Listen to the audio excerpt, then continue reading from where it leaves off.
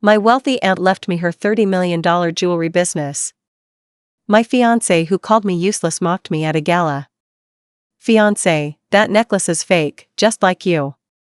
Minutes later, he was escorted out as I won Designer of the Year. At a prestigious gala, my fiancé whispered, that necklace looks fake. Just like you. Seconds later, security tapped him on the shoulder and escorted him out. 10 minutes after that, I won Designer of the Year. I've just inherited a $30 million jewelry company, but I can't stop thinking about what he said. If someone told me a year ago that my life would flip on its head overnight, I wouldn't have believed them. Not because I thought it was impossible, just because I'd learned not to expect anything big or dramatic. For most of my adult life, things had been quiet. Predictable. Low risk. I liked it that way. I'm Celia, 39, living in Jersey City, and until recently, I worked part-time at a second-hand clothing store while trying to figure out where my life was going. My fiancé, Russell, worked in finance. He made enough for us both to live comfortably, which became the unspoken arrangement. He earned, I managed everything else. We'd been together for 6 years, engaged for 2. He liked to say I kept things grounded, but more and more, I began to realize what he really meant was, you don't get in the way. That was our rhythm. Until the rhythm broke. My Aunt Rosalind was always a force of nature. She was my late father's older sister, estranged from most of our family but fiercely devoted to me in her own way. When I lost both my parents in a car accident just after high school, she stepped in, reluctantly, at first. I was barely 18, grieving, angry, and clueless. She was an icon in the jewelry world. Elegant. Ruthless. Private. Owning and running the luxury jewelry brand, Rosalind Bell, she was known from Manhattan to Milan. She didn't raise me in the traditional sense, she trained me. I didn't call her aunt for the first few years. She didn't like sentimentality, and I wasn't sure if I liked her. But over time, something shifted. She taught me about the weight of gold and the soul of gemstones, how design wasn't just about sparkle, it was about story. I absorbed everything without realizing it. When she got sick last year, I was the one who showed up. Every day. It wasn't out of obligation, it was instinct. She didn't ask for it. She didn't thank me. But near the end, she held my hand and looked at me with something softer than I'd ever seen in her eyes. I think she knew she wouldn't get better. After her funeral, an intimate, brutally elegant affair, I went to her lawyer's office expecting to sign something, maybe a final letter, maybe a necklace she'd meant to pass on. Instead, I got everything. She left me her business. Her buildings. Her inventory. Her sketches. Her accounts. Her legacy. I remember clutching the edge of the lawyer's desk like the room was spinning. And Russell? He looked at me like he'd won the lottery by accident. Well, guess I won't need to pick up that promotion after all, he said with a grin on the way home. I laughed nervously, but something twisted in my stomach. It was the way he said it, like I was the prize, not the person. In the months that followed, I dove in headfirst. I wasn't prepared, but I was determined. I surrounded myself with Rosalind's former team, designers who'd worked under her for years, and they helped me learn fast. I spent long nights sketching, reviewing, obsessing over details. The Aurora collection, my first official line under the Rosalind Bell name, wasn't just a tribute to her legacy. It was my beginning. Russell was supportive at first. He liked the attention. The occasional mention in an interview. The compliments from his colleagues. But when the hours grew longer, when the stress piled on and I started making decisions without running them by him, the cracks showed. "You're always at that damn studio," he muttered one night. "Do you even want to get married?" I brushed it off. I told myself he was just adjusting to the changes. But in truth, I was changing, and he didn't like who I was becoming. By the time the International Designers Gala came around, we were barely talking. He still insisted on going with me. I think he wanted to reclaim something, some public role as my partner, my tether to reality. The gala was everything Rosalind would have loved, extravagant, refined, drenched in understated power. I wore a dark sapphire gown and one of the centerpieces from the Aurora collection, a platinum necklace with hand-set fire opals and moonstones, symbolizing rebirth. I'd designed it myself in the middle of one insomniac night. As we walked into the hall, Russell kept adjusting his cufflinks, glancing around like he was scanning the room for someone more important to talk to. I tried not to notice. I made conversation. I thanked people. I smiled. Then, just before dinner, standing in a small group of editors and industry leaders, he leaned in close, not quite whispering, "That necklace looks fake. Just like you." I blinked. At first, I thought I misheard him. But no, he was staring right at me, smug, eyes glassy from wine. "Excuse me?" I asked, softly. "You heard me," he said, louder this time. "Let's not act like you belong here. You didn't earn this. You just got lucky with a will." I didn't say anything. I couldn't. The air in my lungs vanished. The people around us fell into a stunned silence. A couple exchanged glances and walked away. I just stood there, frozen, 1,000 thoughts rushing in all at once, but before I could even decide what to do, a hand tapped Russell on the shoulder. It was security. "Mr. Maddox?" the man asked. "We've been asked to escort you out of the event." Russell turned, confused. "What?" "Ms. Brewster's team requested it," the guard said firmly. "This is a private professional event. We'll need you to come with us." Russell looked at me, almost amused. "You're kidding," he said, laughing dryly. "You had me kicked out?" I didn't say a word. I just stood there, looking at him. And then he was gone. 10 minutes later, my name was called. Designer of the Year, Celia Brewster, for the Aurora collection. The applause echoed around the room. People stood. Cameras flashed. I walked up to that stage like I was in a trance, clutching the award with numb fingers. I gave the shortest speech I could manage. I thanked my team. I thanked my aunt. I didn't mention Russell. I didn't mention what happened. But it's all I could think about on the ride home. I've been sitting with that moment for weeks now. My business is thriving. We're preparing to open a new flagship showroom. I've been invited to collaborate on a capsule collection with a major Paris designer. But none of it has muted the voice in my head asking, did he always see me that way? There was no apology. He sent one text the next day that said, "Sorry about last night. You know, I was just messing around." I never responded. Part of me wants to scream, to call him and let him know how deeply his words cut. But another part of me, bigger, quieter, just wants to move forward. Still, I can't stop asking myself, how do you rebuild your life when the person you loved the most was never really in your corner? I didn't sleep the night after the gala. Not a minute. I lay in bed, still in my dress, the necklace heavy on my chest like a reminder of everything that happened. The fire opals sparkled faintly under the dim bedroom light. It was supposed to be the happiest night of my professional life, and in many ways, it was.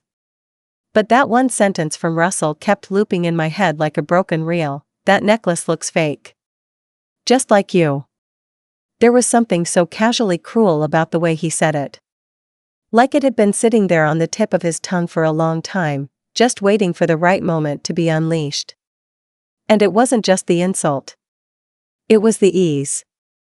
He said it so comfortably, in front of strangers, like he didn't care how it would make me feel, or maybe, like he wanted me to feel small again. That was what hit the hardest. Because Russell used to be kind. Or maybe, I thought he was. In the early years, he'd always opened doors, brought me flowers from the corner stand, kissed my forehead when I was exhausted. But looking back now, I realized there was a pattern I never questioned. He was kind when I was quiet. Kind when I was agreeable. Kind when I wasn't challenging his place as the center of everything. It's easy to ignore red flags when they're covered in roses. The morning after the gala, I had 3 missed calls and a long text from him. Sal, I don't know what happened last night. I had too much wine and said some dumb crap. You know I always joke around. You looked amazing. I'm proud of you. Can we talk? I hate how this went down. I read it twice, numb. No mention of what he said. No acknowledgement of the actual words. Just a vague joke and a half-hearted attempt to reset the narrative. The kind of apology where they try to smooth over what they did without owning it.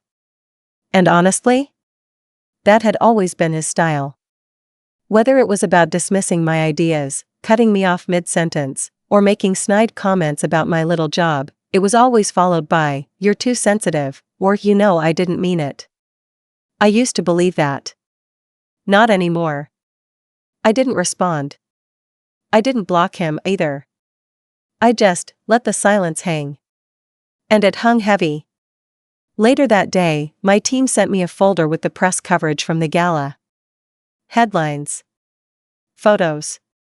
Industry commentary.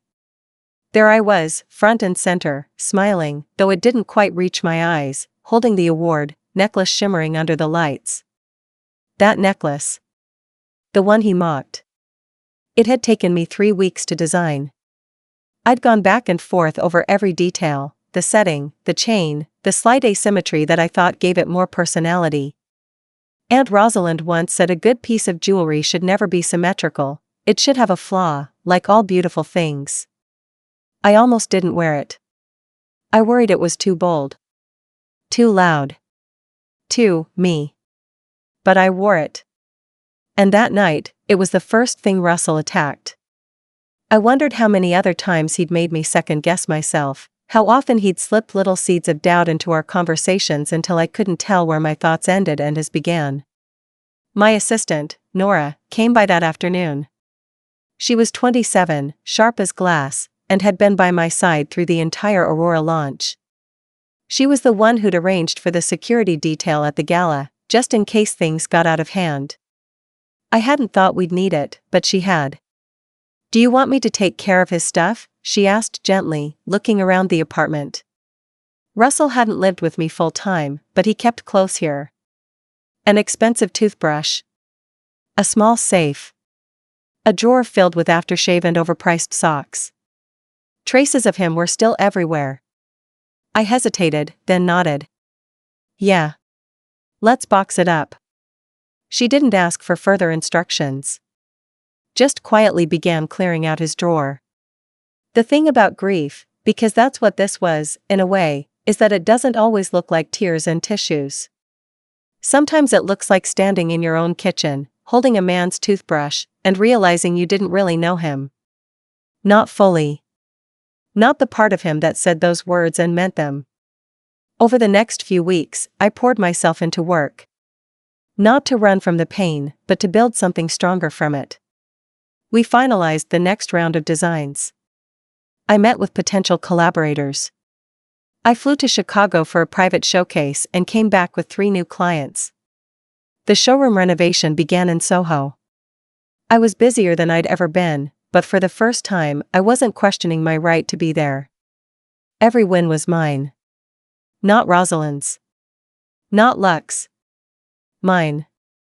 I started therapy, too. A woman named Dr. Lurie, with warm eyes and a calm voice that made me feel seen. She helped me unpack the last 6 years, and the patterns I'd overlooked. We talked about boundaries. About how easy it is to shrink when someone you love makes you feel like your full self is too much. One day, Dr. Lurie said something that stuck with me: "Some people will love the version of you that stays small. That doesn't mean that version is who you're meant to be." I don't know why, but I cried on the way home. Not the heaving, dramatic kind of cry. Just silent tears, rolling down my face while I watched the city move past the train window. I think it was the first time I fully let go of who I'd been in that relationship. Around that same time, Russell sent another message. "Hey. Saw the article about you in Jewelry Monthly. Congrats. Still think you should have heard me out. Hope we can talk sometime." I stared at it for a while. then deleted it. There was nothing left to talk about. Still, the sadness didn't vanish completely. It just changed shape. I wasn't mourning the end of us, I was mourning the time I'd spent doubting myself. The way I'd let someone clip my wings and call it love.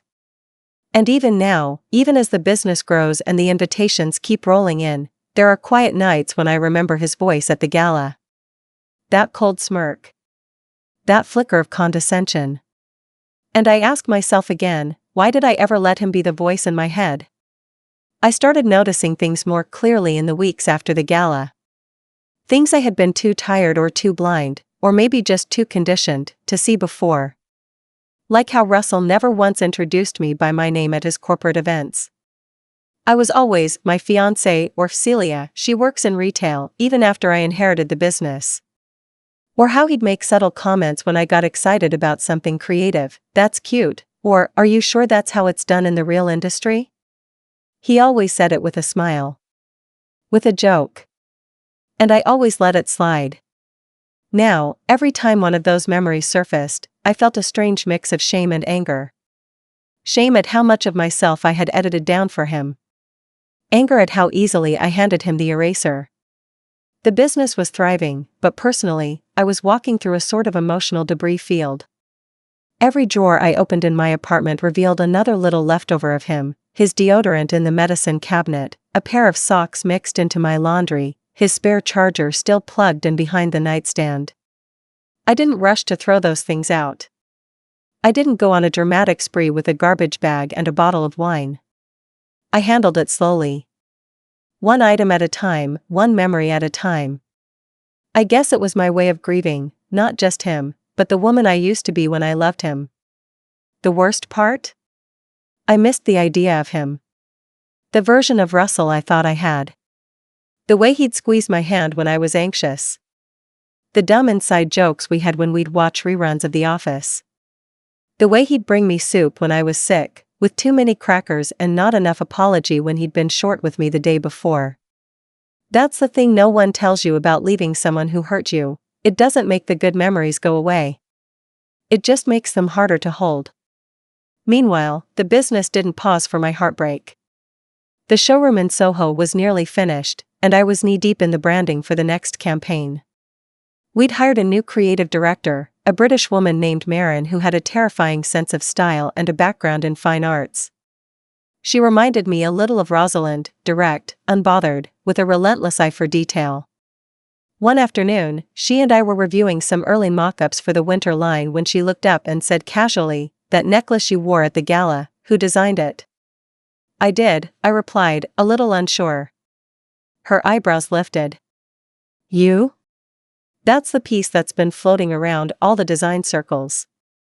Some even said it's the boldest reinterpretation of fire opals in a decade." I laughed, honestly thinking she was exaggerating. But her face didn't change. "I'm serious, Celia," she said. It was stunning. People are paying attention.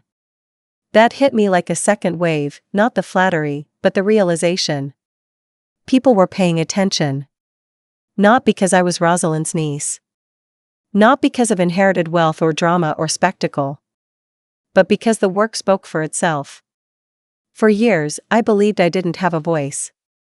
That if I ever did have one, it would only echo someone else's. But now, people were actually listening, and not to Rosalind, and certainly not to Russell. To me. Still, I couldn't help but think of how close I came to sabotaging it all. How I'd nearly let someone convince me I wasn't ready, wasn't worthy. How I might have chosen to downplay my own talent just to keep the peace. I started journaling at night. Not for some grand personal breakthrough, but because I needed to hear my own thoughts without interruption. Without someone explaining how I was wrong or how I should feel. Just me, and a pen, and the truth. I wrote about the loneliness that came after the win. How standing on that stage at the gala had been exhilarating and hollow at the same time. I'd looked out at the crowd and realized I didn't have someone to turn to whisper, "Can you believe this?" Russell was gone. But honestly, even if he'd been there, he wouldn't have celebrated me.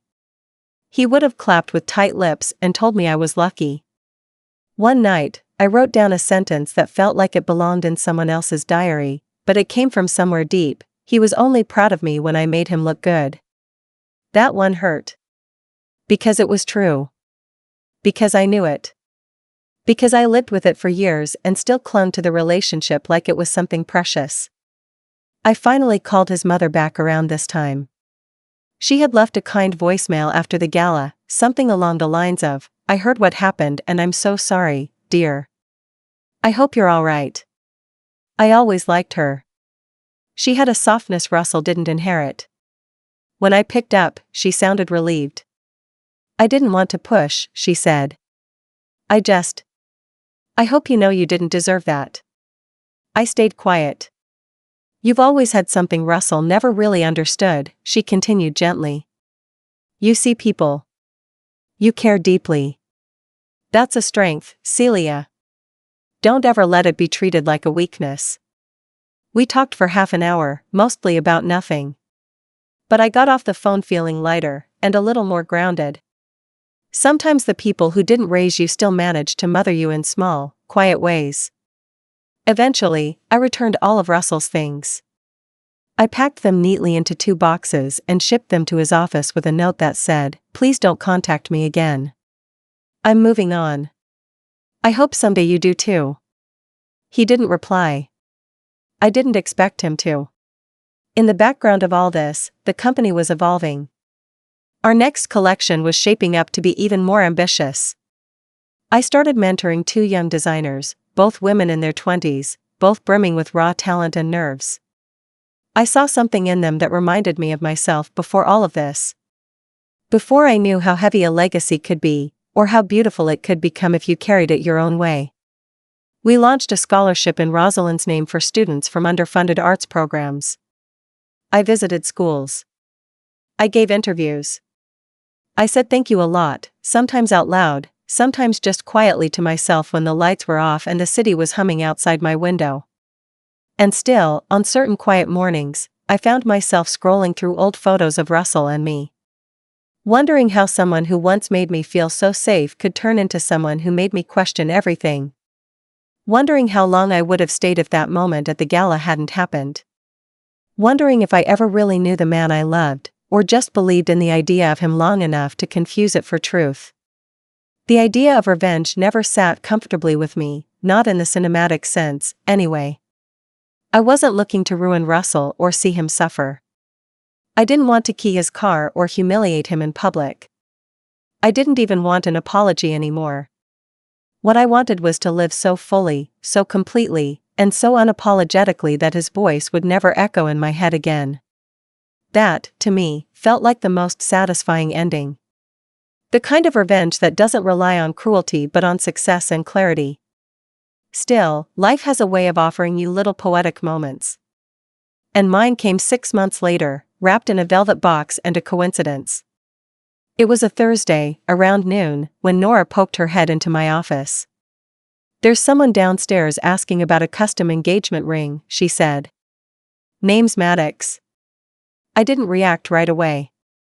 It didn't even register. Maddox wasn't an uncommon last name. But then she added, "He said he used to know you." Russell Maddox. I froze. I hadn't seen him since the gala. Hadn't heard from him in months. I thought he'd dropped off the map, or at least had the decency to stay in his corner of it. But now he was here? Asking for a ring? Did he know this is my company? I asked. Nora gave me a dry look. "Oh, he knows.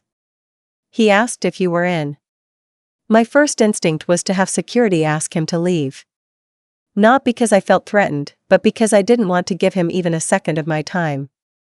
But then, something inside me paused. "Send him up," I said, shocking even myself. 5 minutes later, he walked through the door of my office like he hadn't torn me down in front of an entire industry. Like he hadn't called me fake, or implied I didn't deserve anything I'd built. He looked different. A little thinner. A little more tired. Still handsome in that polished, finance guy way, but the shine had dulled. And he wasn't wearing that smug grin he used to. "Hi," he said awkwardly. I didn't stand. Russell. I wasn't sure if you'd see me. I almost didn't. He gave a short, almost guilty laugh, and then looked around my office, the massive windows, the sleek furniture, the framed cover of Designer's Digest on the wall. You've really made something of it, he said. No, I replied evenly. I made something of it. It wasn't handed to me. I worked for it. He nodded, lips pressed together. You're right.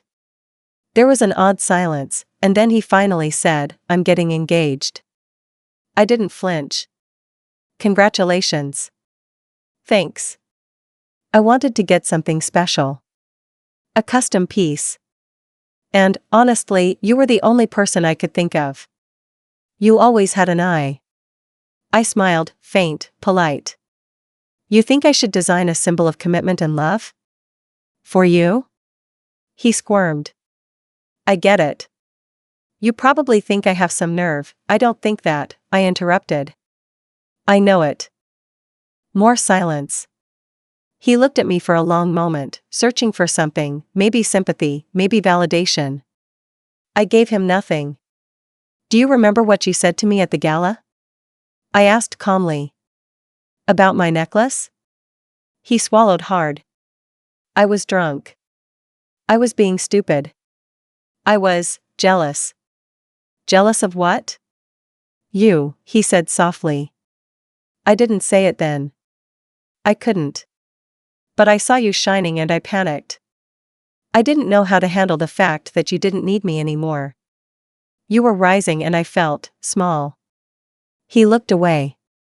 I lashed out. And I've regretted it every day since. I let that hang in the air for a few seconds. I wasn't sure what response he was hoping for. Maybe that I'd forgive him. Maybe that I'd offer him some redemption. But he wasn't going to get that from me. You didn't make me feel small, I said. You just made me realize how small I had allowed myself to be around you. He opened his mouth, then closed it. And now? I added. I'm not small anymore. And I never will be again. He nodded. Fair. A beat passed. Then I leaned forward slightly, hands folded on the desk. As for the ring, no. I won't design it. But I'll send you a list of designers I mentor. Young women starting out, full of talent. They'll make something beautiful for you. He looked surprised, then grateful. That would mean a lot. It's not for you, I replied. It's for them. He gave me one last look, one I couldn't quite decipher, part admiration, part regret, and left without another word. When the door closed behind him, I let out a long breath. Not relief, not pain. Just finality. That was the end of whatever power he once held over me.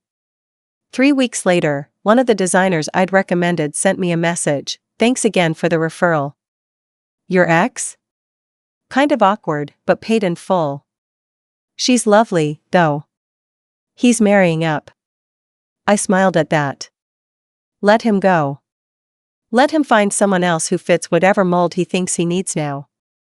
I wasn't bitter. I wasn't jealous. I was free. The gala this year came back around, and this time I walked in alone. Head high. Wearing another of my own pieces, bold, asymmetrical, intentional. People greeted me like an equal. A few whispered, "That's her," and others smiled with respect. There were no cruel words whispered in my ear. No one doubting whether I belonged. Just light, and movement, and a sense of wholeness I hadn't felt in years. I didn't need revenge. I just needed to become everything I was told I couldn't be. And I did.